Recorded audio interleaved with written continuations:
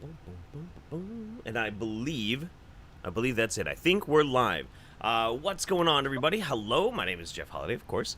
And I am here with my friend Lieutenant Lemming, and we're doing a Fascinating People. It's a series that I do for patrons of a specific level and it's one of my favorite things to do, where I get to interview somebody else. Because as part of my job, everybody gets to know me, sees my shit, and learns all my dirty secrets, and uh, that's okay. But I never get to learn anybody else's dirty secret, or rather, fascinating things about them, and that's not very fair. And so I really enjoyed doing this. Thank you very much, Lieutenant Lemming. It took us a while to get here, didn't it?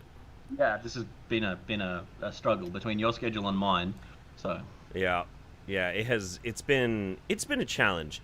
Let's see.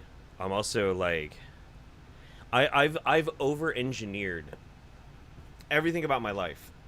So now, as simple as it is to just do, like, we're just doing like a video chat over Discord. I have to have two instances of Discord on two different computers, and I have to like live mix your audio and my audio at the same time. It's just absolutely fucking ridiculous. I know my pain. I've done similar things, and yeah, it's like something that you think should be so easy, and then Hmm. you get into the nitty gritty of it, and you're just like, why is this so hard? I actually there's one I do with a local community group, or local makerspace that I'm part of, and we do a music event there once a month called Noise Machine, and what we've actually started doing is we've used Raspberry Pis with the video camera modules for them, Oh, and we just use them as streaming sources. So you basically have it, yeah, yeah. So you basically have it set up as an RTSP streamer, and then you can just import that stream into OBS, and then stream it out. well, how is it? Is it a wireless connection or is it wired? I mean, to what Raspberry Pi, so you can do wireless or wired. We actually do it running over PoE. I've even got one of the PoE modules sitting on top of my speakers right here. So, That's fucking brilliant. Holy shit. hey, yeah, like this is the sort of shit I do for a living as well. Like Oh my just god. finding solutions for problems. I mean, your first question that you sent me was, what do you do for a living? And Yeah. my title is an associate system engineer, but my position is I am a duty incident manager, duty incident IT manager, and basically, when something goes wrong, I'm the person who has to figure out what it is that's gone wrong, and then get it to the right people, and then work with them to get it fixed, and also do all the communications and everything. Hmm. So in some ways, it's a glorified receptionist, but it's also a very technical role as well. That's cool. So now I was trying to think of a clever way to kind of bridge it into it, but anytime I hear like an incident investigator or anything like that, I immediately think of Fight Club. So you're an Australian Jack from Fight Club, but it's not for people Yeah, dying. Not it's not for like. no. Okay. Well, I mean, I work for an oil and gas industry company, so I mean, there is the potential for because some of the systems we monitor are things like the safety systems, Oh sure. um, uh, and, and like we have a whole list of things in our systems where if this system goes down, this is immediately a priority incident. You have to do these things, you have to follow these steps, and there's a lot of them because of the way the safety systems work. A lot of our installations and things like that have a system where if the communications go down, if the communications don't come back up within a certain time, the whole system just automatically shuts down. And we're not talking like something you can just flick a switch and turn it off. We're talking things that like to turn them back on is like a week long process and it costs millions of dollars. Right. Right. Right. So yeah, Yeah. yeah, it's pretty. It can be pretty stressful at times because you're dealing with things where there's potentially millions of dollars or people's lives riding on it. So. So I only have like the most brief understanding of hardly anything when it comes to like oil and gas companies. But what I did, like I worked security at a I don't even know what the fuck you would call it. Basically, it's where a huge fuck off ship would come in from the ocean and Yep. unload it into holding tanks before it was then either distributed by truck or by train. Like you do Yeah, both. so an unloading dock basically. Yeah, basically, yeah. And like Yeah, yeah. learning it, like people would be talking about like the kinds of amounts of pressure that some of those fucking tanks are under, and like, I didn't Yeah, like it. it's quite fun. So I did one a few years ago where a previous company I was actually working for, because this is the second oil and gas company I worked for.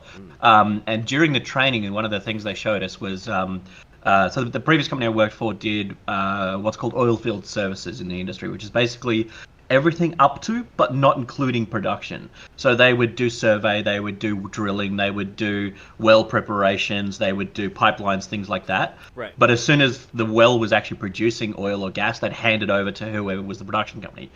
The company I work for now is a production company, you know. Okay. But when they're doing it, one of the things you do, and you probably remember the with Deepwater Horizon, they talked about the cement that went down the well, and how the cement was the problem. On land, anyway, that cement comes in basically big. They call it a bunker, but it's basically a big metal tank, and those tanks, they're sealed because they don't want extra moisture and stuff getting in them. It's designed to keep the concrete dry and at the right, like all sorts of different conditions and things. Right. And so they're fairly well sealed, and they can build up pressure if they're sitting in the sun. And they showed what happened with one of the tanks where it was basically been sitting in the sun long enough that it built up a whopping 6 psi of pressure inside this tank. And this tank is, 10 foot across and about 15 foot high. Right. And you're like, oh, it's only 6 psi of pressure. Except then when you work that out over the square footage of that tank, it's a phenomenal amount of pressure over the whole thing. It's a lot of energy. And then they said, yeah, basically they said, and we're going to simulate a weld failing on the tank, and the 200 kilo lid of the tank, so it's 380 pounds or something like that, went about 90 feet into the air. Oh fuck. And it's just like, okay, Mm-hmm. and actually, I mean, I've done one showing this in the reverse of, I don't know if you watched any of the stuff I sent you about the science show and everything like that, but one of the ones we do in that is the trick where you get a barrel and you put some water in it, boil it, so that you fill the barrel with steam, get it really, really hot, then cap the barrel off and cool it down. And it's a standard, 44-gallon drum, roughly 200 liters.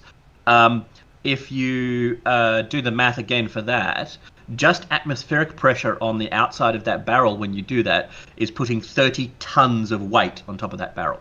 Jesus. That's crazy.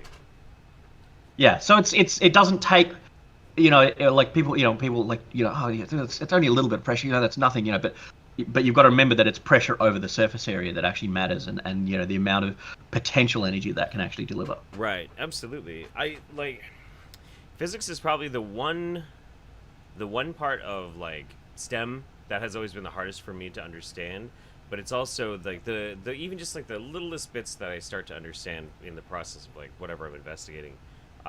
It's pretty amazing. And like I don't think enough people quite understand how like our pressure systems, even just inside of our own atmosphere, work. The in fact like the so the when you start going like say underwater, for example, the amount of pressure that you go starts to increase exponentially, and the Yeah. kind Yep. of numbers that like you really get into when you start getting super deep are the kind of numbers that like if somebody explains to you like how many stars are in a fucking galaxy, you're like, that doesn't even really seem real. That's just an unrealistic fucking number. That's like how fucking Well, crazy pressure gets. Here's a great one for you. And this is one that I always like talking about with going underwater. So you've probably seen the photos, of like people going diving in deep blue holes, the big holes, where they have like an atoll or something like that, and then you get the like 100-meter deep hole right next to it. Right. So there's a big phenomenon with those where people go diving into them, and because they're so clear and so deep, they go much further down than they should with their, and so they have a standard tank on their back, a single tank, which is good for about an hour at about 20 meters deep.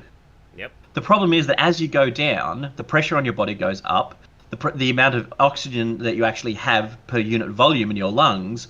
Sorry, it's not so much that. It's like the amount of air in your lungs has to be at the same pressure as the water surrounding you. Right. Which means, but because the volume in your lungs doesn't change, the amount of oxygen that you can actually get from each breath doesn't change. And what you actually end up doing is breathing out a whole bunch of oxygen.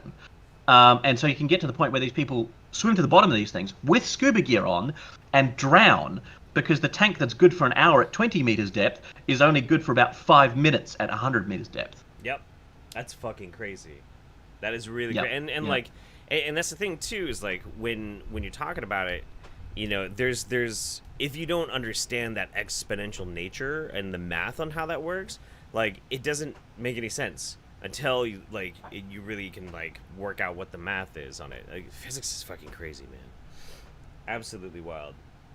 Yeah, yeah, Chad. I had to take the stool down. I kind of noticed it, but I was like, it's probably not that big of a deal. And then you guys pointed it out, and then I couldn't stop seeing it.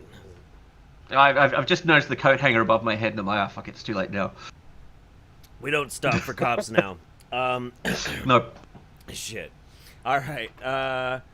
Really good at problem solving, think around corners. So sort of combination of both. Okay. So, but here's a question too. Is like, obviously you've always been really science minded. But how did you get into this kind of work to begin with? Well, I mean, my first job was working in a computer game store, and it was just because I went in there and I was talking to the owner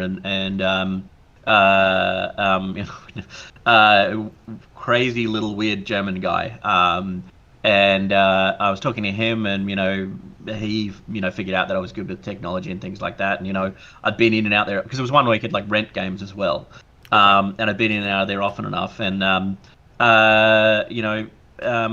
mentioned to him that I built my own computers, and I was only like 17 at the time. And he said, do you want a job here working, doing this? And I went, sure, and like that was my first, real job other than like a paper route. That's awesome.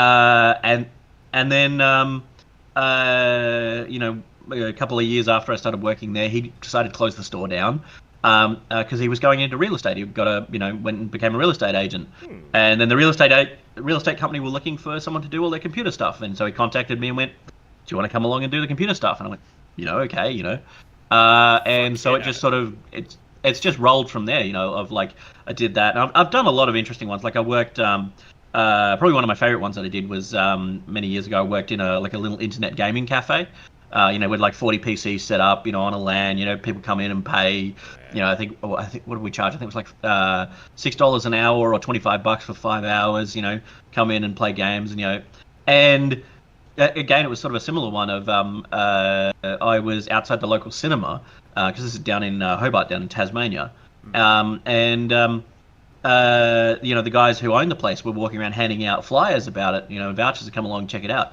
And I rocked up there, for the first time to have a look, and I was looking at how things were going. They were having technical problems and and so I just sort of started helping out. And then eventually they went, well, do you want to work here? And I was like, okay, sure, So ended up doing that, and we went through and did all the things of like they'd gone through and installed, they had 40 computers, they'd installed Windows and all the games on every single one manually, and I'm like, why are you doing this? Like there's, we can install it on one and then just copy it to all of them. And they're like, you can do that? Yes, you can.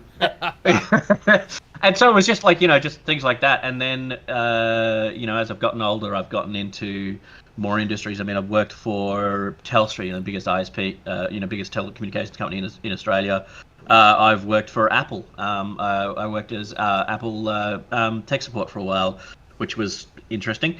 I've worked for oil and gas. I've worked for education. I worked for the health department. So I've done a bunch of different stuff. But I mean, in my free time, I also do other stuff as well. Like, in my spare time, I do things like, as you've seen, I design electronic circuit boards and things like that. And some of them I've even designed, and been paid for it. Others I've just done for the hell of it. Some I've done just for me. There's things I've built, just for my interests. I've also, because I've always been into... Oh, go ahead. I'm sorry. Please go ahead. Well, because I've always been into making things as well, through the maker spaces that I've been involved in, the one here in Perth and also one in Brisbane.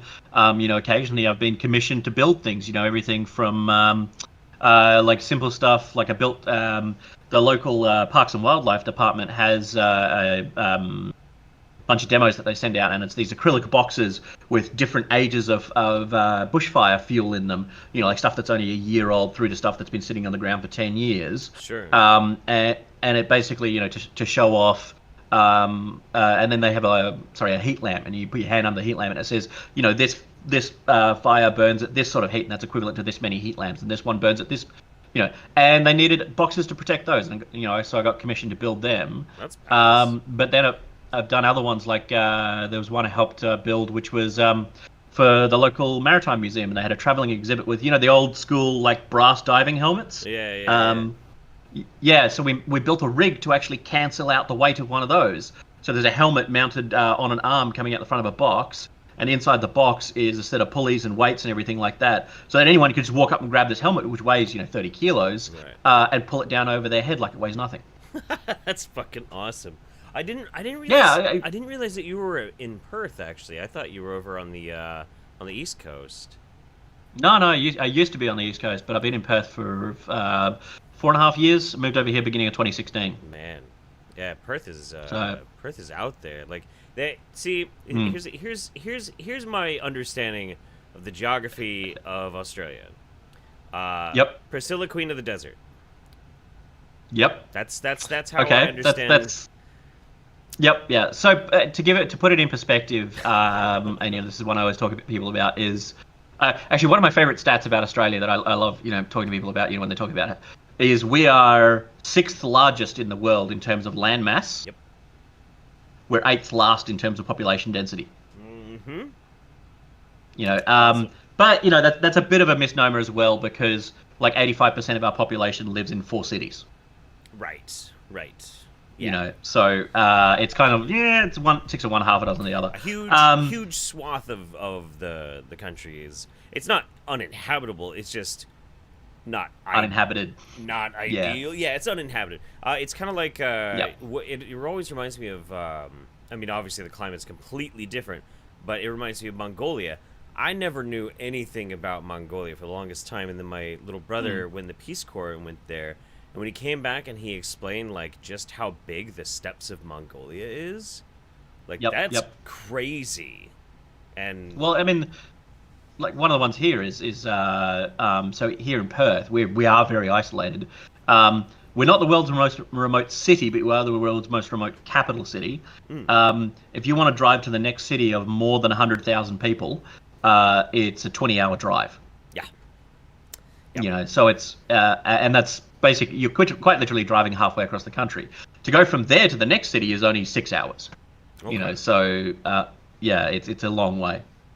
Well, from what I saw in that is actually probably one of my favorite movies of all time too. But from what I saw, Perth looked fucking gorgeous. So. Yeah, no, Perth's pretty nice. Like I said, I've been here. This is actually my second time living here. I did live here for about 6 months back in 2005. But it's a very nice, it's a nice mixture between, big country town and small city. It's just shy of 2 million people, but it's still in some ways like a big country town, and Brisbane, where I used to live, is kind of the same. But it's also a very booming city in a lot of ways because, we are getting a lot of money from the resources sector at the moment, which, I have my own thoughts and feelings and problems with that. But by the same token, a lot of the resources that they're looking into now are things like, rare earths for lithium batteries for, electric cars and phones. And, so it's not just a case of like pulling coal and oil out of the ground anymore. Thankfully, we are actually getting some usable resources. So, it's your second time living in Perth, but you're originally from Middle Earth. Yeah, not quite Middle Earth itself, but not far from it. Yeah. I'm from a little town in New Zealand, just outside of Christchurch, called Diamond Harbour. Okay. Absolutely amazing place in terms of views and stuff like that. The school I went to for the first year and a bit of my schooling life had 50 students to cover grades 1 to 7. So pretty much all of grade school. The school had an Olympic swimming pool, And the local sailing club, if the weather was too rough out in the sailing club, they would actually come and sail little dinghies on the Olympic swimming pool. So there's all sorts of crazy little things about a place like that. That's great. And it's right on the side of a mountain, Mount Hutt behind it. And it's really interesting in that you probably saw the earthquakes in New Zealand back in, I think it was 2013. Yeah. Yeah. Yep, yeah. So that's Christchurch, which is across the harbour from Diamond Harbour. Diamond Harbour, because it's on the side of a mountain, basically nothing happened to it. Whereas Christchurch and Littleton, which are across from it, got flattened. So, Jesus. Somebody from Brisbane is in the chat, and they say, hey. Probably. I don't even know where Brisbane is. So Brisbane, well, I mean, Brisbane's the capital of Queensland. So, okay, yeah. Yeah. So when you're looking at a map of Australia, like Queensland is the top right state, and I'm over on the left-hand side. Right. But we're by far the biggest state. So, neener Queensland. Get bigger. Yeah, I look there. Like there is in the US, there's a lot of rivalry between the states here about various things. Sydney, Sydney tries to make itself out like the Australian version of New York, and it just doesn't have the same vivacity that New York does. Yeah, nothing really does, to be honest. Like, there's just nothing really quite like New York. I don't know if that's a good thing or not. I mean, it is what it is. I was actually, about, I guess about this time, or maybe next month is when I was actually supposed to be visiting Australia.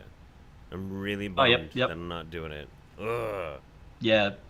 Hey, look, I don't blame you, man. Like, like I said, I've traveled a bit and everything like that, and I've looked a lot at other things and other places, and I don't think I'll be leaving Australia in a hurry as my permanent home. Okay. I have looked at like moving to Canada or something like that. I'd love to go and spend some time in Vancouver.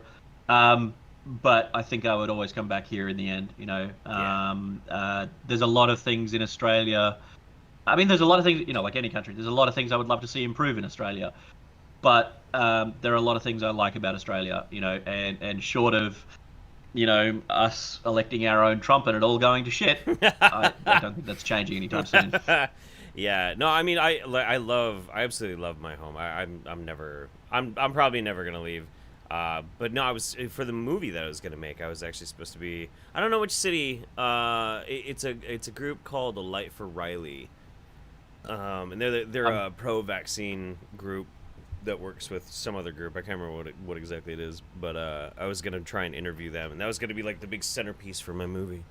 But I need to get to Australia to do that, and I can't do that. You guys won't let me in right now. I promise. Well, yeah, I mean, I'm clean. I don't know if you've made the news over there, but if you heard any of the stuff about so we have this idiot called Clive Palmer who's he's effectively kind of our version of Trump, Okay. Big, private businessman, claims he's a billionaire, there's lots of discussion about whether he actually is or not, but I mean, there's more proof that Clive Palmer is than there is than Trump is. Got involved in politics, started his own political party and everything like that, and it just fell flat on its face.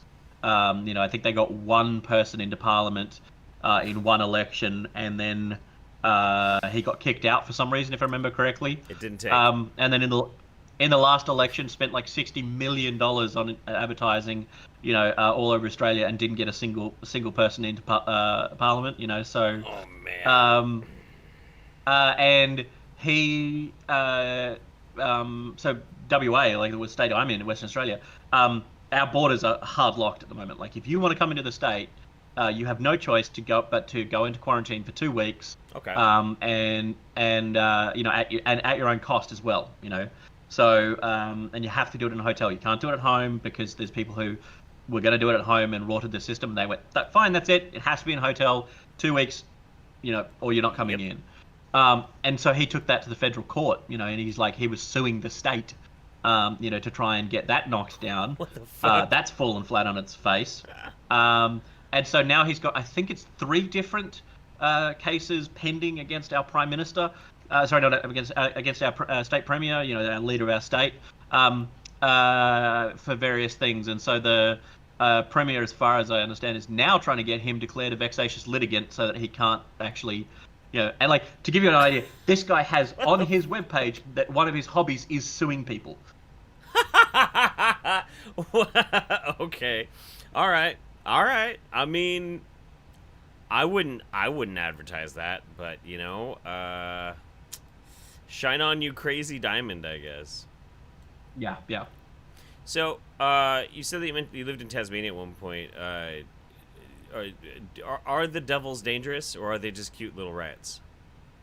I never actually ran across one in the wild the entire time I was down there, and I did spend a fair amount of time out in the bush and things like that.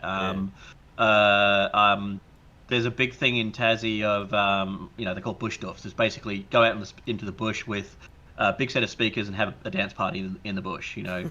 And they'll do this in the middle of winter when it's, 3 degrees above freezing, and it's a lot of fun. I used to go and do a lot of those, and we used to do other things in the bush, and there's things I've been involved in, where we never ran into one in the wild. Seen them in, zoos and stuff like that. And they look ferocious, but then you see the keepers pick them up and cuddle them, and and they curl up and they don't purr, but they curl up and they look very happy like anything else, Right. But like there's been a lot of stuff going on about those down there because I don't know if you've ever heard of the devil facial tumor disease. It's basically a disease that broke out amongst the Tassie devils. I haven't looked into it for a while, but it's basically like a transmissible cancer, and the problem is that the devils have a habit of fighting between themselves, and they transmit it through biting each other. So it decimated some of the population. I gotta see this. It's not pretty. Ah! No. Oh no, the poor devils. Yeah. So the population took quite a knock from that one, but I haven't looked into the research for a while. There was some promising research last time I remember looking. But they're they are amazing creatures. So. They're so cute when they don't have giant tumors on their faces. They're so cute. Yeah. So, what was the name of the town outside of Christchurch that you were from? Diamond Harbour. Diamond Harbour. I've been looking at Google Maps and like looking at the parts of Australia that we're talking about, and like I don't see Diamond Harbour, but I noticed something just out of Christchurch to the south and the east is just this massive, like, was that a volcano or some shit? Like, it's this. Yeah, so New Zealand, like you know how Hawaii is on the edge of the Ring of Fire. Right. New Zealand's on the other edge of it. Oh. New Zealand is like, I mean, that's why you get all that footage like in Lord of the Rings. New Zealand is covered in mountains and hot springs and mud pools and all sorts of things like that. So. Oh, I do see Diamond Harbour. Yeah, oh my god, man. That is so gorgeous. Yep. I need to go to New Zealand. This is killing me. This kills me. Meh. Anyway, right on. Okay. So, so I love this question. Every time I do fascinating people with people, I have the same questions. I always ask the same questions because the good lead-ins and they kind of like help the conversation flow. And this is always my favorite. This one's always my favorite. Yep. What's the dumbest thing that you've ever? One of the dumbest things that you've ever done. And this is so. I'll let you tell the story because I really want to hear it like fresh. But so your nickname is Lieutenant Lemming. So the reason why I left Perth basically in 2005 is where we're living in a little place called Lesmurdy, which is out in the hills behind Perth. Most of Perth is flat, and I mean dead flat. Like there is just nothing because it's a big river basin, But Lesmurdy's up in the hills behind Perth. It's a couple of 100 meters above sea level, just down the road from us is the next suburb, which is called Kalamunda. And it was a really hot day in summer. And as I pointed out, it was actually my birthday on the day I did this. And there was a little water park in Kalamunda. Now, me and one of my other housemates, he'd actually moved from Tassie as well at the same time. And then the other housemates were his sister, and her boyfriend who had moved across from Melbourne. So the four of us are all new to the area, you know. We knew this water park was there, and we'd driven past it and everything like that, but we'd never actually gone there, you know. So we're like, it's a really hot day, it's a weekend, you know, surely it's going to be open. You know, we wander down there, no, it's closed. You know, like fuck, you know. And then this local, you know, guy, you know, points out this big hole in the fence, you know, and I will point out that, you know, the hole in the fence is rather huge. And so we just wandered in, you know, and while the place was closed down, it was like all the pumps and everything must have still been running because the pool was beautiful, crystal clear, blue water, you know, blah blah blah blah blah. Sure. So we swam around in the pool and cooled off, you know, everything like that, you know. And then it's getting later in the day, you know, and we jumped out and started having a look around the water slides, you know. And the water slides have got no water running down them, you know, because obviously those are turned off. You know, but we tried going down the water slides just in our wet swimmers, and that didn't work so well. And you know, so I'm like, oh, this is not much fun, you know. So I started looking around to see if I could find something to go down the water slide on, like a piece of cardboard or something like that. And I found a plastic bin lid, like what we'd call a wheelie bin lid, the big square bins with, you know, wheels on the back, you know, and you know, like handles them, so it made like perfect toboggan thing. And I'm thinking this will work really well, you know. And there's you know, 4 slides. There's 2 like tube slides, and then there's 2 speed slides, which, you know, basically just go straight down. And I tried going down the tube slide, and that didn't work so well. It just sort of like, you know, like it wasn't steep enough, you know, to get enough speed. Right. And I didn't sort of realize this. I just thought, you know, maybe there's just still too much friction. So I'm like, fuck it, I'll try the speed slide. So I got on the speed slide and, you know, take off, and it fucking took off. Before I knew it, I'm like at the bottom of the slide, still going very fast. You know, you've normally got those troughs at the end of the speed slides to slow you down. Well, there's no water in the trough, so it's just straight across the concrete. So I've gone straight across the bottom of the trough and into the concrete end of the pool, feet first. Ah. You know, like just like I don't remember it, but I can remember the pain afterwards. Mm-hmm. And it felt like my feet had exploded or something, and that's pretty much what had happened effectively. I broke both heels. So my right heel was in 3 pieces. My left was in 9, if I remember correctly. You know, called the ambulance. The hole in the fence that we'd come in through was big enough that the ambulance were able to carry me out through the hole in the fence on the stretcher. That's good. So it wasn't, you know, it wasn't a problem getting me out, thankfully. You know, went into hospital. They've done X-rays, they've done CTs, they've done the whole lot. You know, there's some really like some moments I always remember in the hospital, like morphine doesn't have a lot of effect on me for some reason. You know, I've had morphine for various times, because this is not the only time I've injured myself by a long shot. You know, I've got like, I don't know if you can see the scar on my wrist here. Mm-hmm. So I've got 2 plates and 16 screws there as well. You know, Lemming is a well-earned nickname, you know. Yeah. And so you know, I'm in the hospital, you know, and the you know, nurse has given me some morphine, and you know, she's like, "Can you still feel it?" I'm like, "Yes." And you know, she gives me some more. "Can you still feel it?" "Yes." You know, and she's, "Oh, look, I'll go and get something." And I think she went and got like oxycodone or something like that. And, you know, give me the oxycodone, and like not 2 minutes after she's given me this, one of the registrars has come along, you know, and taken me out to get an X-ray. And you know, our medical system's pretty good, so things are generally pretty quick. Yeah. And it was probably like 10 minutes after I'd taken the painkiller that the X-ray orderly has come out, you know, to bring me in, and she's, "Oh, you know, looked at my chart. Oh, yeah, and cool. You know, you've had some stuff, you know, that." And I'm just about to say, "I've only just had it. I don't think it's kicked in yet," when she grabs my foot and tries to move it, and I've just gone white as a sheet, and like, and she's like, she's realized and then looked and seen the time when it was actually given to me, and she's gone, "Oh, I'll leave you alone for a bit." Wow. So I had that one, and then the other one that I distinctly remember, there's 2 ones, yeah. So so you know, like they've you know, realized how badly, you know, destroyed my feet are, and I was actually in some ways kind of lucky, because that was the only injuries that I had. Didn't break any other bones, didn't have, you know, didn't even like, because like when I did my wrist, actually, I didn't realize till like a week later that I'd actually broken ribs in the same thing. You know, but because the pain from my wrist had, you know, taken over everything, I just hadn't realized about the ribs. And I don't know if you've ever broken a rib, but they suck. Yeah, it really sucks. is not fun. No, it So fucking hurts. Oh my god. Yeah, yeah. Um, so I had that one, and then so later the same night, they've taken me up into the ward because I ended up staying. I stayed in hospital for a month. It was 10 days till they could operate on my foot, because they put 2 plates and 12 screws in my left heel, and they're still there.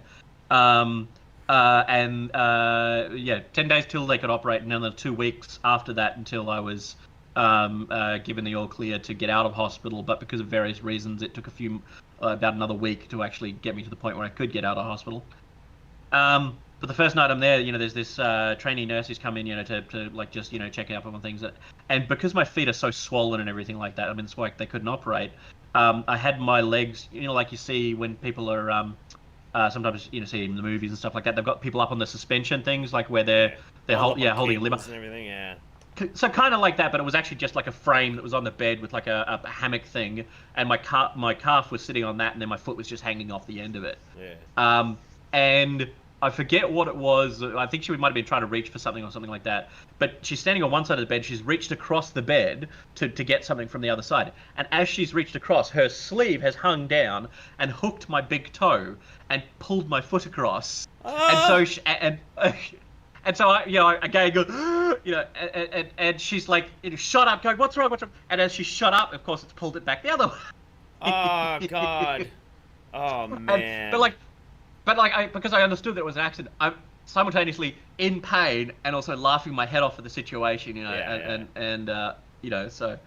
But the one that I always love, because this always blows people out, is so after they actually did the surgery, I was on a pethidine pain pump where you got the button and you push the button and it injects pethidine every time you do, and I'm like, yeah, and it's not doing a damn thing, it's just not keeping up with the pain, and the nurse who was there that night was a heinous bitch. Yep. She wouldn't do anything, wouldn't contact the doctors or anything like that. She kept telling me I had to put up with it, and I didn't sleep a wink that night. And finally in the morning, pain specialist comes around and he goes, you've broken the two most painful bones in the human body and then had carpentry done on one of them. He said, well, we're going to do something for you. And they come back in about an hour with another, like controlled injection machine. And it was ketamine. They put me into a medically prescribed K-Hole. Oh. That's fun. Wow, damn. So how was that? I don't remember a damn thing. Yeah. Well, I don't remember a damn thing of it. All I remember is them wheeling it in, and then the next thing I remember basically is them disconnecting it, and my feet feeling a lot better. Mum apparently called me during that time and said it was the most surreal conversation she'd ever had. I was completely lucid and not making a word of sense. Yeah. So. Yep. Ketamine is a really, really, really fascinating substance, and like it's very, very effective for what you want it to do. But like, there's such a huge stigma with anything like that here in the States, so we know, like, our medical professionals don't even use it. Look, ours is much better. I mean, we still don't have a single state that's tried to. Let me correct that. I think that Northern Territory, which is not a state technically, which is a whole fucked up situation, tried to legalize it, but because of the way the Australian Constitution and their setup works and everything like that, the federal government, if the federal government dislikes anything they can do, anything they're trying to do, they can just go no and just slap them basically, and it stops happening. Because they were one of the first to try and legalize gay marriage in Australia, and the federal government went, slap, and stop them from doing it, and I think they've tried to do the same thing with marijuana, and it's still. Well, I wasn't even talking about marijuana. I was talking about ketamine. Well, okay, yeah, but just to give an example, you guys don't have any legal weed. Nope. Wow. I think there is some medical exception for it, but it's very, very slim, But yeah, there's nowhere where it's actually like recreational illegal at all. Technically speaking, it's still completely illegal in the United States on a federal level. Yeah, federally, yeah, I know. But and then So the funny thing is though, like Tasmania, it's fucking rife down there. It's everywhere. I may or may not have smoked a large amount of marijuana with the state manager of a bank who worked down there at one stage. Like it's at every level of society, and yeah, Sure. so I mean, that's how it is here too. It's especially. I mean, Oregon is a very unique state. And yeah, no, it's completely decriminalized. It's legal. It's sold everywhere. I did so. There's a joke that we have in the States where, like, at least on every corner there's like a 7-Eleven or a similar kind of yep, convenience store. And then in the Pacific Northwest, there's a joke that there's always a Starbucks on every fucking corner. Well, I yep. ran the fucking numbers one time. I don't know, it might have gotten better now, but at the height of the like legal weed explosion in Oregon, there were more Yep. weed stores than there were major convenience stores and Starbucks combined. Fucking jeez. Okay, I didn't realize it was quite that crazy. It was So, crazy. I think most of them went out of business. yep, But yep. like the ones that stayed, and they're so fucking nice too. Cause I don't do weed, but if I go in there, Yeah. cause I'm gonna like try and do weed, they're so nice to me. Cause like See, they're just so happy. They're I was like, quite. you want to learn about the thing that I do for a living? Okay, it's great. Yep, yep, yep. Like I mean, I will freely admit I was quite a stoner in my earlier years. And like I to a certain extent I still would be. I probably wouldn't do as much of it now. Just because I don't feel the need to. And also at the time, I was living with people who did a lot of it. Like the guys who I was living with were like bad enough that they'd get up in the morning and scrape the bong to smoke the remnants, because they needed it that. Yeah, and I'm like, no, I never did that, not once. And we would go and like I remember, like we'd go out with these guys and we'd buy like a quarter ounce or something like that. And chop up, I used to have this like ceramic bowl like this round, that was in the lounge room. And we'd frequently chop up and fill that to the top. And then I'd have like 3 cones and I'd be done. That's it. I'm like, I'm good. I don't need any more. And they'd empty the bowl, but. Oh yeah, yeah, yeah. Yeah. We like it kind of like we had this thing for a while after it was legalized, where we would just have guest pot. We had like a very. I still have this beautiful, fancy, hand carved wooden jar. I Yep. don't do anything else with it, and I would just every now and then, if I was by a weed store, I would just buy pot, and I would come home and I'd Mhm. put it in there. And then if like somebody Yep. was over my house, I'd be like, "Care for some marijuana?" I'm like, "Oh well, thank you very much. Will you smoke it with me?" "No, it's all for you." And it was kind of fun to do. I have a kind of funny one along the same lines of so there's a mate of mine. So one of the many things I do, as I'm involved in the makerspace and everything like that, is a couple of years ago, we got interviewed about the makerspace by a local community radio station called RTR-FM. Cool. And a couple of months after that happened, they contacted me back and said, "Hey, do you want to come along and do a regular technology bit with us?" And I went, "Yeah, sure." So for the last, I think, like 2 and a bit years now, I've been doing it. Where actually I think it might even be coming at 3 years. Basically every second Saturday generally, I'll go in and they'll pick a technology or a science subject, or even sometimes we talk about like quasi-political things, not actually Sure. getting to the depths of it, but just touching the edges. And I'll espouse upon that, and it can be anything from like I've talked about AI and black holes and computers and electric cars and all sorts of stuff.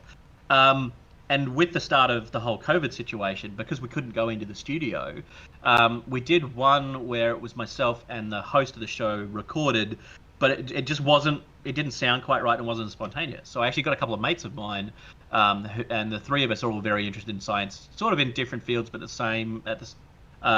similar areas of it.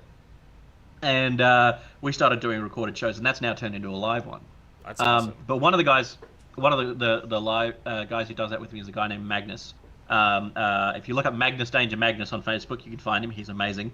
And he is a performer, of some repute around Perth. Does a lot of really cool stuff like cabaret shows and things. But because he's a performer, he's in that circle. He has people who give him pot all the freaking time. Of course. Oh The yeah. funny part is he doesn't smoke it. He doesn't. It just doesn't agree with him. He doesn't like it. So he's like, it's always around, but he yeah doesn't want it. So, Yeah. see, on the flip side, I wouldn't mind it, but I can't have it because of work. Right. I really wish it worked better for me. I mean, if I'm very careful with like the specific type of weed, and I'm very careful with just how much I do, I can have kind of a pretty good time. I really wish I could be more of a stoner then, because then when I'm like, because the job, part of the process of the job is I see some pretty awful, terrible stuff, and Yeah, yeah, I unwind with booze, and yep, it'd be kind of nice to instead just unwind with some weed. That sounds so much nicer. yeah, yeah, yeah, yeah.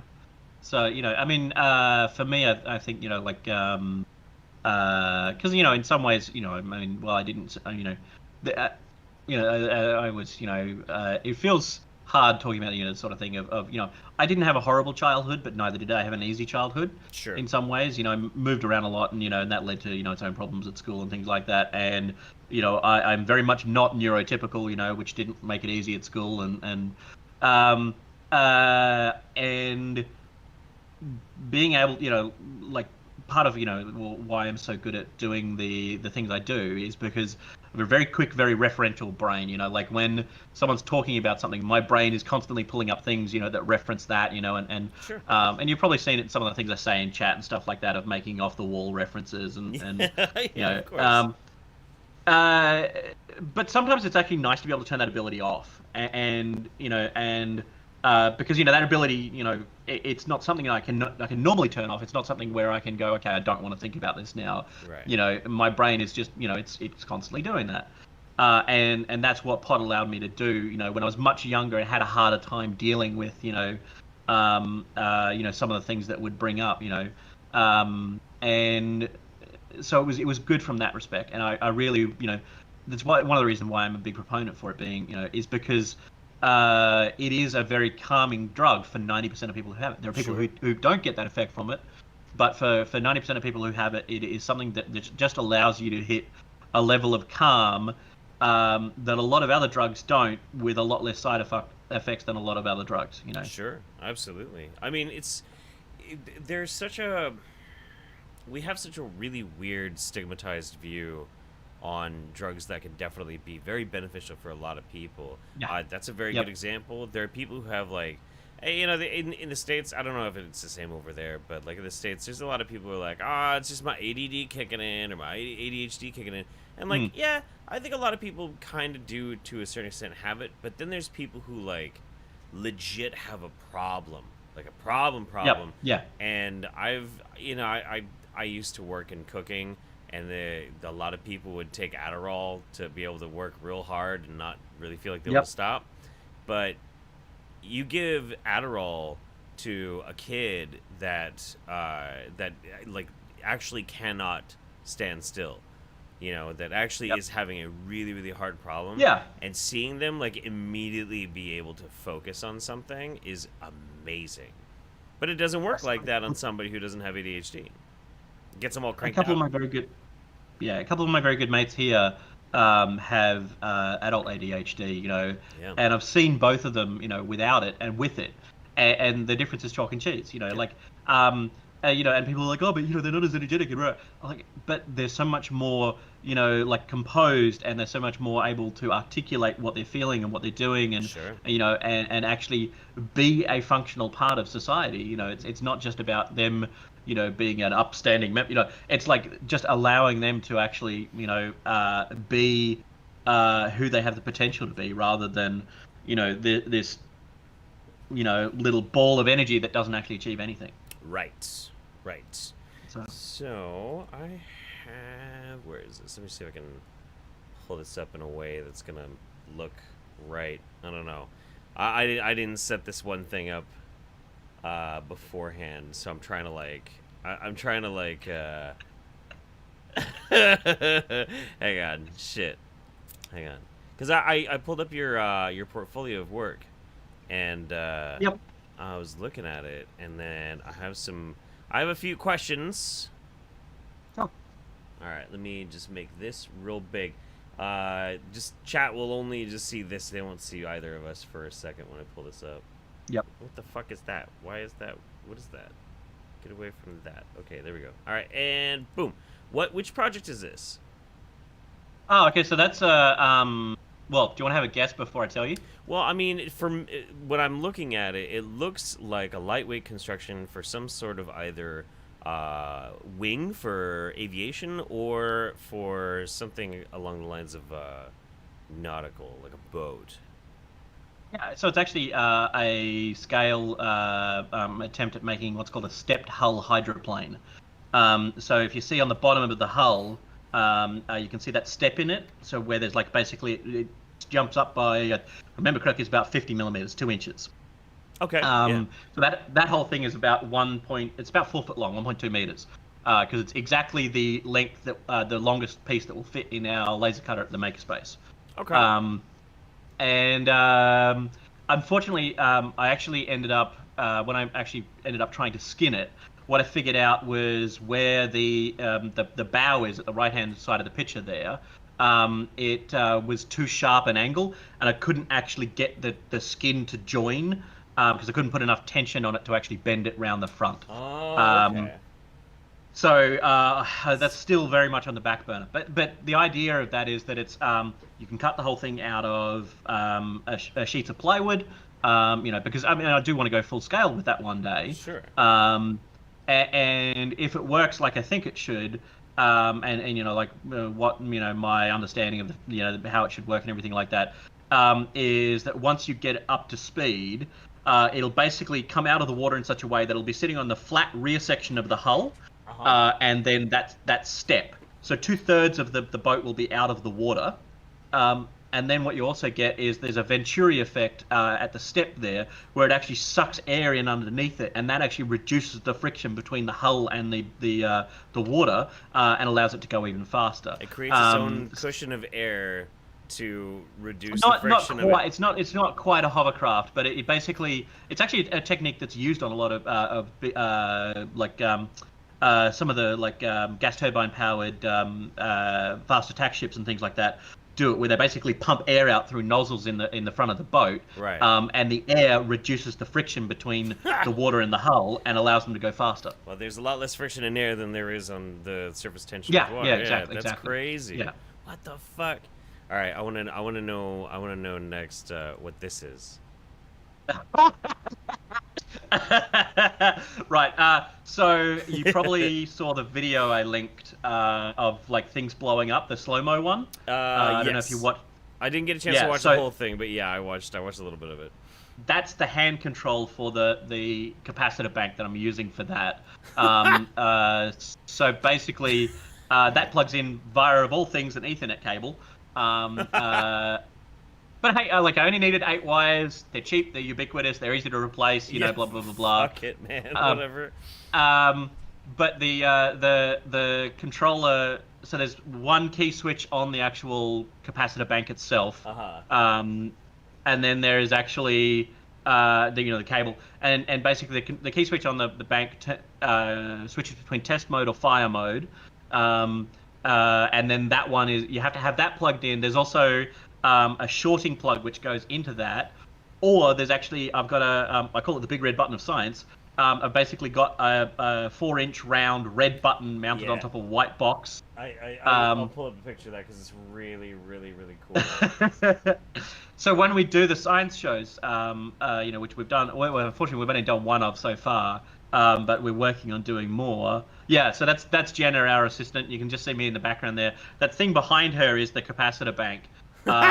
So it's 2,500 volts at 640 microfarads, which is 2.2 kilojoules. So it's wow.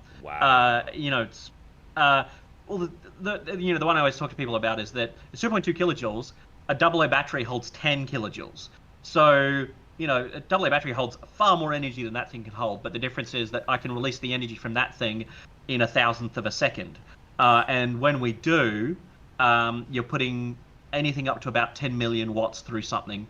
So we do sparklers. There's another video I've got where we do it through Easter eggs. You blow the foil off Easter eggs, and the Easter eggs come out basically unscathed. I've done Kinder Surprise eggs with it. I've done bits of wire. I've done iPhones. That's always a fun one to do. I've blown up many in SSD for people. Mm-hmm. You do other fun ones with it, like I've got an electromagnet coil that you put on top of it, and sit an aluminium can on the electromagnet.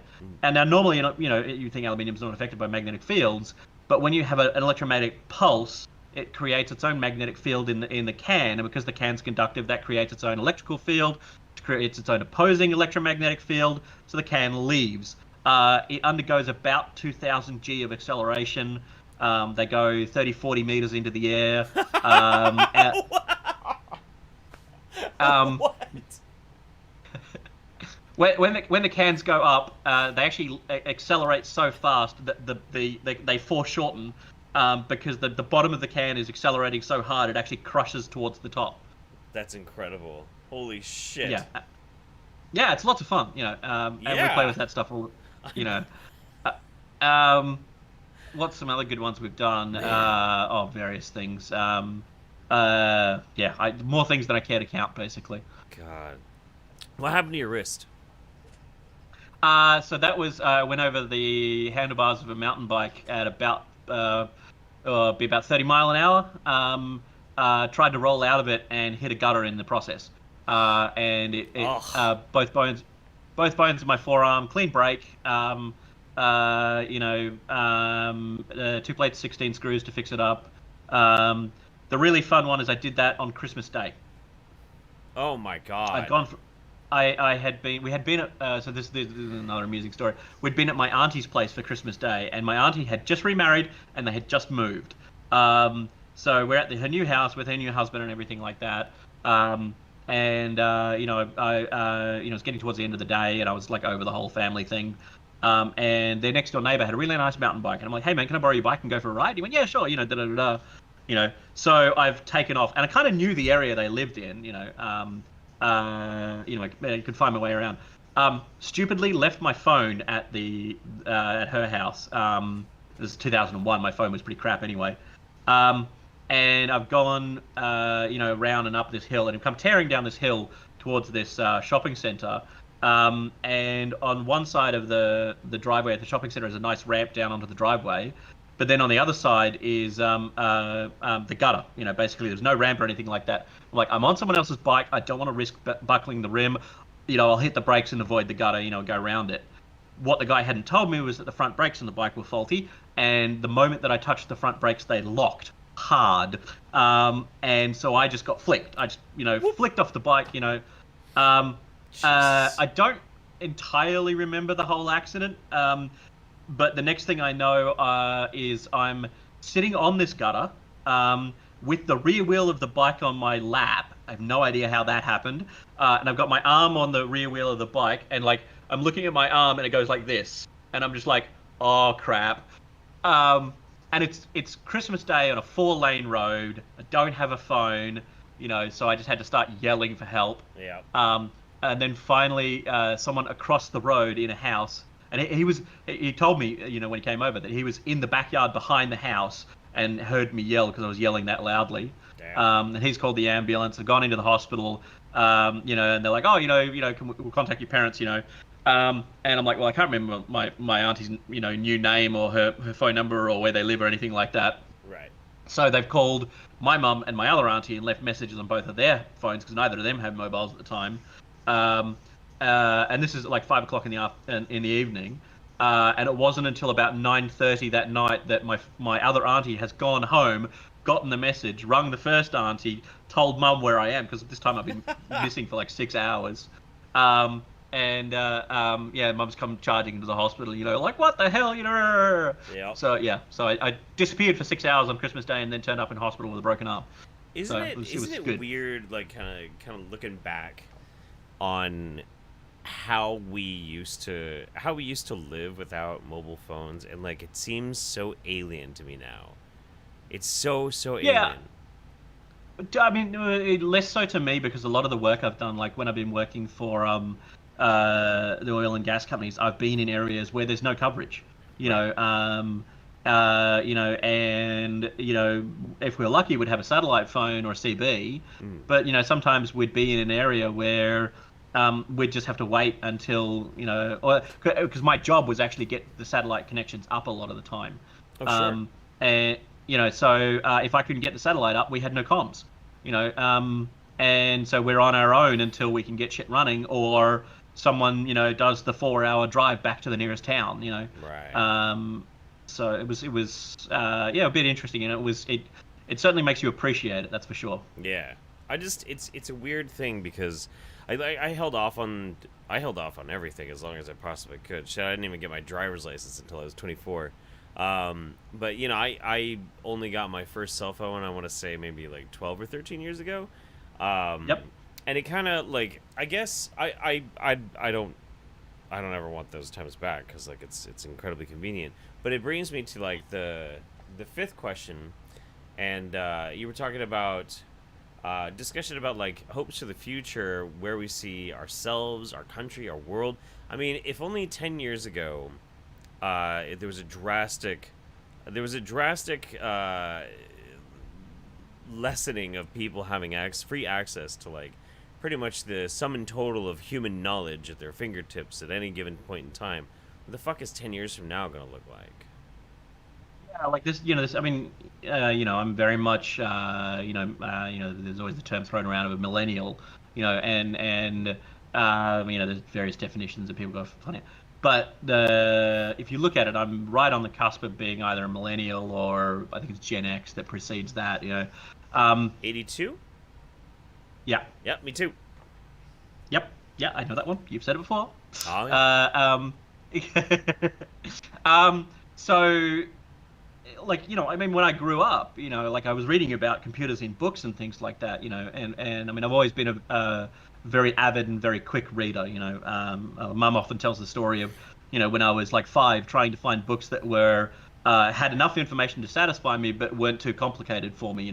Right. Because it was either like, this is a dump truck, it's yellow, or this has 14 gears and work. So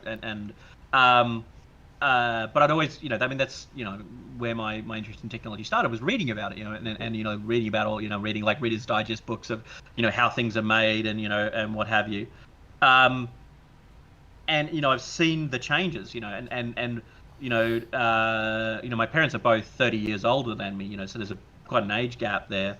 And seen how technology has changed their lives, and how they've talked about technology changing their lives, and also seeing how it's changed my own. I mean, one of the big things I've always struggled with, and I've had, various diagnoses over the years, is my handwriting is fucking atrocious. Like, and people are like, oh, my handwriting is best. Like, no. I mean, I cannot write, a page without, just about being in tears. From like the pain that my hand gets in because I can't control the pen finely enough, which is really weird because I do a lot of fine work in other things. All right. And B, because of that, the speed at which I write is so slow compared to the speed to which I think, that I make mistakes constantly. Right. And there was actually one, I remember, one of the many times I've had an IQ test, of talking to the guy afterwards, and he said that if we took the IQ test off your handwritten part of the test, versus your typed part of the test, because it was the first time it let me actually type it rather than there would be a 20-point difference in your score, because it's such a such a crazy difference, and so like that alone has changed my life so much. And then because I grew up at a time when like typing and things like that weren't a thing at school, like Right. I remember like I had we had to jump through all sorts of hoops to even try and get permission to allow me to use a laptop at school, and they still said no. And I think if I had access to that tool that much earlier, people are like, oh, you need to know how to handwrite, and I'm like, you fucking don't these years. Nah, you like really how don't. often? Yeah, like I mean, unless all technology goes away, and even then you got fucking typewriter. Typewriter doesn't need Yeah. So it's Doesn't need it's a thing. electricity. Just needs ink. That's it. And that, and the free flow of information, and I mean, the fact that if I want to learn a new skill now, I can spend 10 minutes Googling, to find, information on it, and then start, reading up about it. And, I think that's made a huge change. Now we're starting to see, the first generation coming of age who have grown up with this, because kids who are born in, late 90s, early 2000s, and you look at how differently they look at things compared to us. I know because of doing things with the makerspace and stuff like that. I know a lot of these kids, and good friends with a lot of them as well, and their view of things is I find a lot more open and a lot more informed in a lot of cases. Yeah. I mean, there are definitely kids who are not, but I remember talking to my friends, when I was that age, and like our information came from the newspaper, and it came from our parents and stuff like that, and so it was very closed, and we had a very limited view of things, whereas I mean, even a kid who's 12 now, if they take an interest in a subject, they can go on the net, they can look it up, and they can learn about it, and there is, and I'm actually, I mean, this is one of the reasons why I'm, and there are people, there's someone in your channel who, sorry, your Discord, who I've had long arguments with this about, and I get called an idealist and all sorts of things and stuff like that. But everything I've ever seen and everything I've ever read says that exposure to information can only lead to a, more, fulfilled mind, a more level-headed person. Sure. Because when you have, I mean, and yes, people say, oh, it's got to be good information, it's got to be, and like, yes, to a certain extent, you've got to have, some sort of control of the information. But if you're exposed to that information from a young age and exposed to a wide variety of information, you very quickly learn yourself, how to pick good information from bad. And that's. I think a lot of it too is like we get really easily caught up in the immediacy of things. Like, yeah. So I'm fighting fake news all the fucking time. Fighting pseudoscience, fighting people trying to like propagandize this, that, and the other thing. And it's important to do that, but I don't think it's as important as we usually think. As long as that information doesn't have massive repercussions, like anti-vax stuff can have massive repercussions, can cause suffering and death.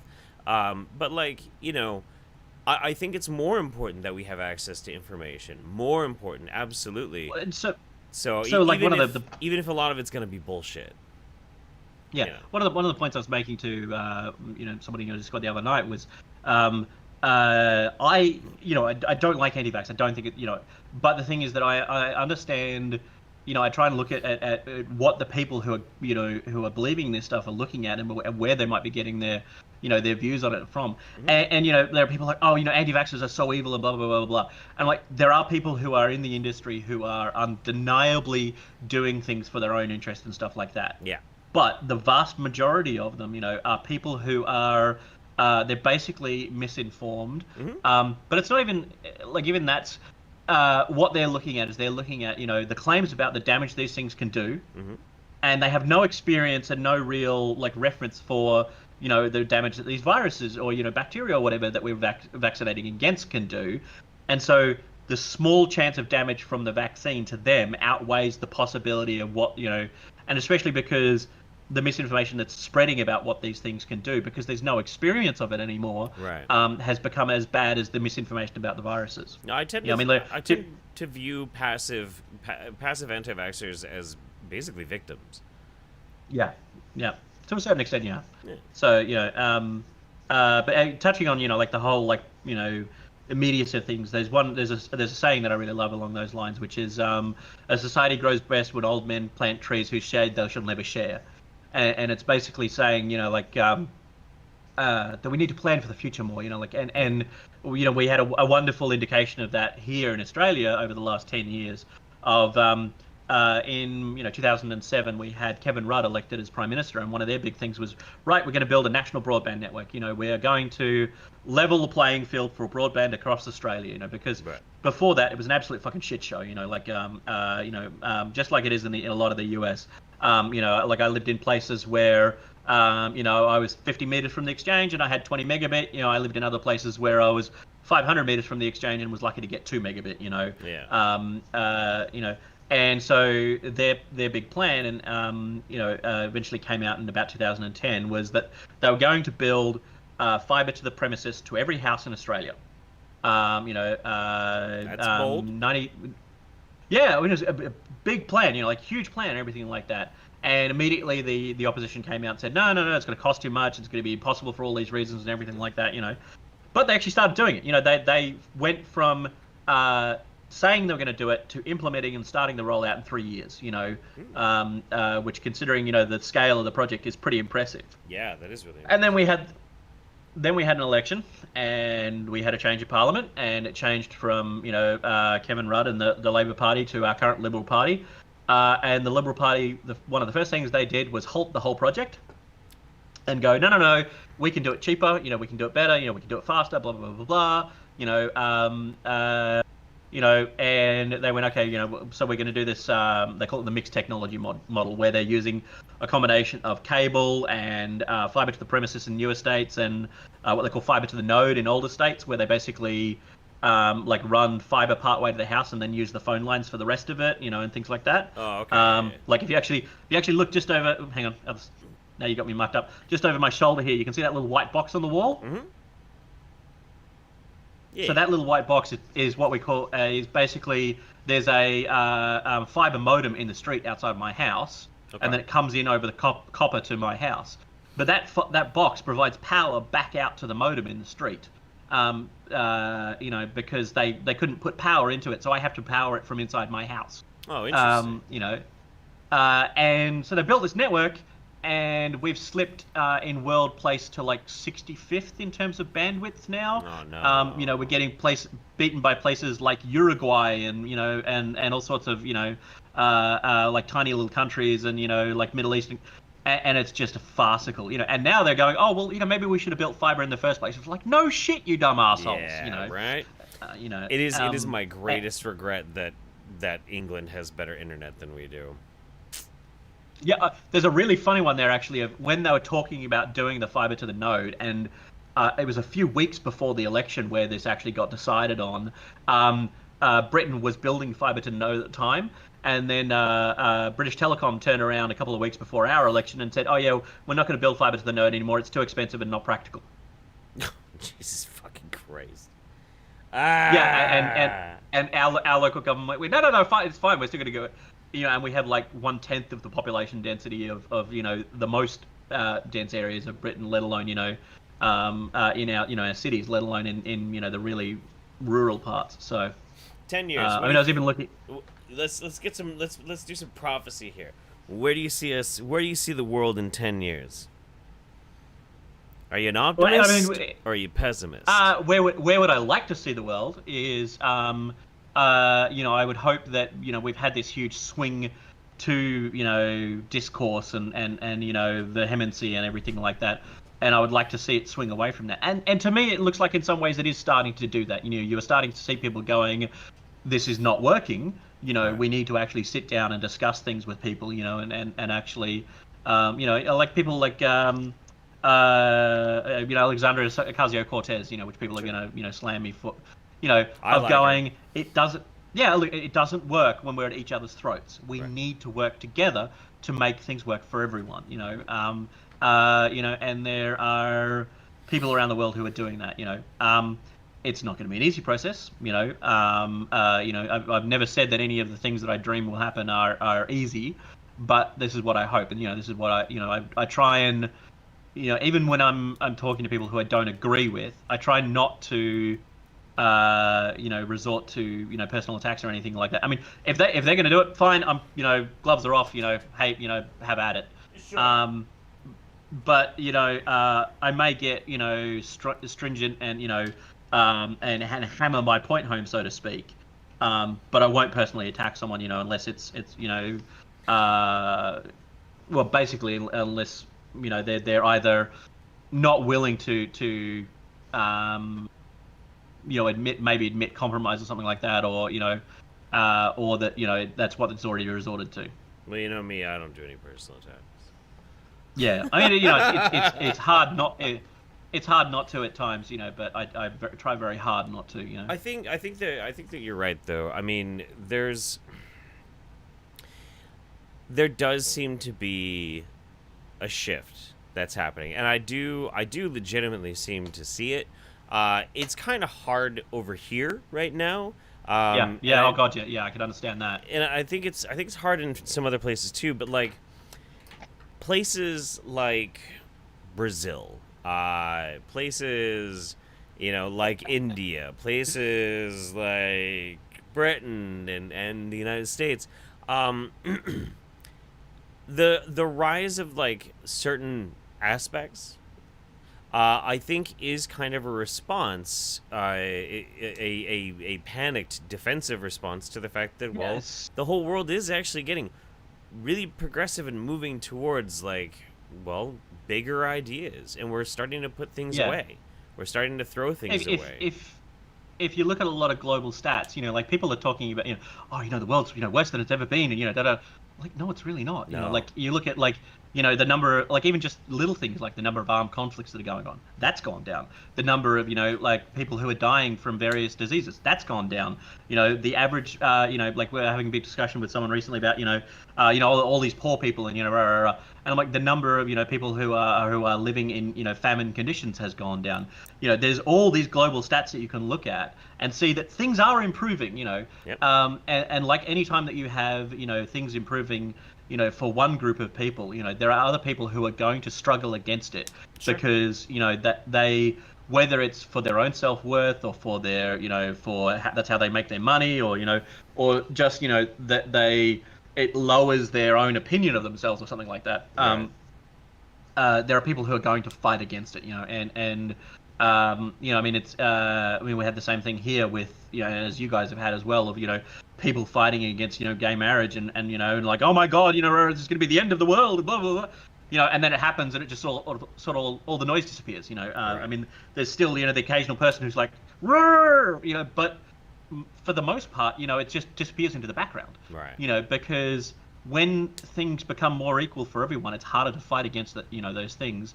Because I mean, like rather than fighting to keep your rights, you're fighting to give yourself more rights than someone else.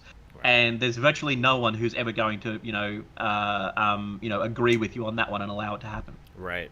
I agree. And it's I don't know what necessarily the future holds, whether it's going to be easy or rough, but I think one thing that I wish I could, if I could instill one thing in people who rage against the dying of their traditionalism, it's that it's inevitable. It really is. Yeah, yeah. Barring a massive global catastrophe that knocks out every piece of technology we have in the world right now, Which, yeah, which is it's probably not not gonna going to happen. Yeah, It, like tradition is gone. It's dead. We don't live today the way we lived in the 50s. And in 10 yep, years yep. from now, we're not going to live the same way we live now. Like, we don't get to Yeah. say, no, I don't want to do that. I'm sorry, but Yep. it's just going to fucking happen, you know? Yeah, exactly. Like, and look, I mean, and if you want to look at it from a technological point of view as well, we are on the cusp of so many things. Like, we're almost hitting, like you've got people like Aubrey de Grey who are working on, the Human Longevity Project and stuff, and we're getting to the point where the increase in life expectancy is starting to actually approach, starting to increase faster than the trying to remember The how to birth put rate. it, but it's basically basically increasing beyond the point where people will be dying. So Oh, sure, yeah. we're talking. I mean, there are people being born now who may potentially be, the first, millennials in terms of they live for a millennia. Because we are getting to that point in I'll understanding. take it. Yeah. I mean, hey, I'd be all for one of my frequent repeated things is I'm all for replacement limbs so long as they function better than the originals. Yeah. Yeah. I want to someday, hundreds and hundreds of years from now, be discovered in a cave, an immortal cybernetic monster that like can process nutrients from the dirt I eat, You want to be Vija? Yeah, I do. And like people think my cave is haunted and then they come and seek wisdom from me. I'm like, Let me tell you about a band I liked called Aqua. It'll be great. Um, um, yeah, but like, not only that, you've got things like ITA are building their tokamak at the moment, and this is our best chance that we have at the moment of seeing viable, sustainable fusion. oh And yeah, if we can crack the fusion problem, like energy becomes a limitless fount almost to a point. free. Um, well, there's still going to be a cost attached for a while. But like we're getting there with renewable energy as well. It wouldn't take much of a.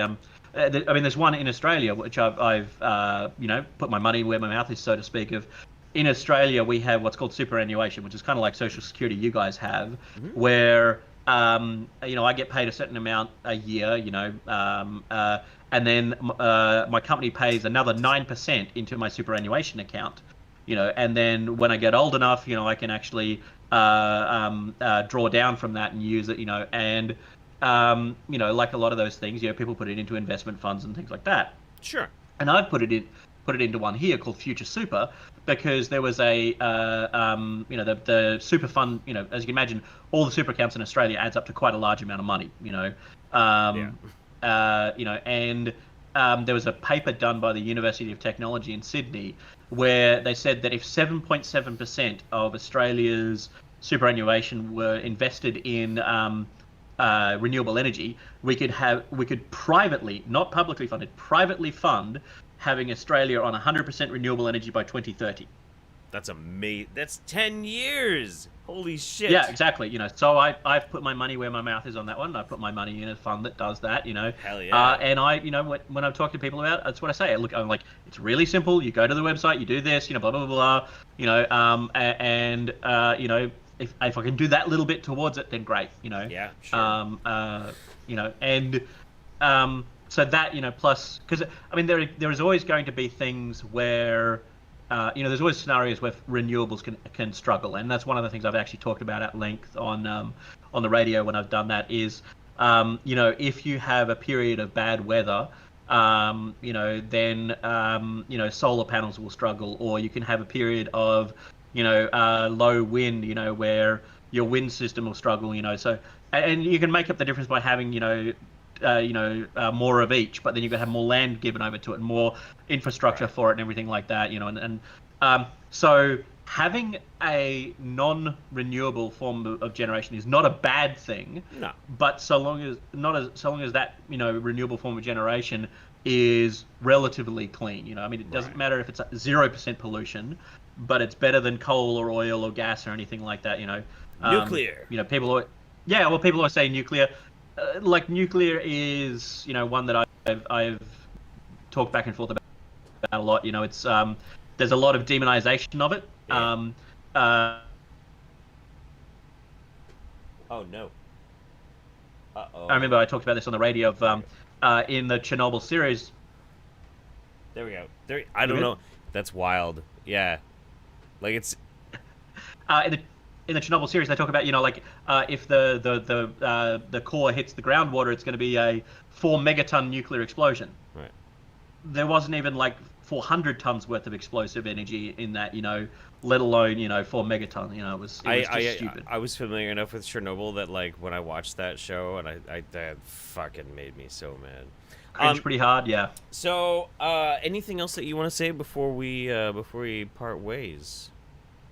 No, not really. I mean, I'm on your Discord if people want to come and ask me questions about any of the stuff I do and things like that. I'm more than happy to hold off at length on it. I can link people to my YouTube if they want to see some of the other stuff I've done. I'm gonna put that in the description of this too after we're Cool. after we're done. Yeah. Yep. There's videos of me, making things go boom on there, and there's videos of me playing games, and there's my mate Magnus and I we sort of tried to get our own podcast started at one stage, and it sort of peaced out.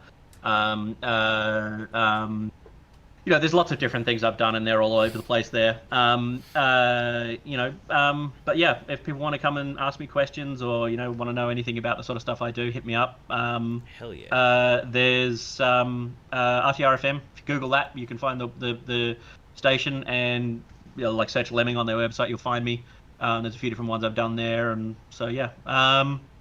Probably my one thing to say would be, if I want to leave any people with a message is, try and when you're looking at something, try and take yourself out of the picture and look at it from the other person's perspective. It's the hardest thing to do, but if you can do that and understand the other person, then then you'll, sometimes you'll understand where they're coming from a lot better, and it makes the world a better place if you do. That's damn good advice. Well, thank you very much, Lieutenant Lemming. We'll keep chatting for just a second after we end this, but for everybody else who's watching out there live, thanks for joining us. For everybody who's watching in the future, it's over. Go watch another one of my videos. Bye, everybody.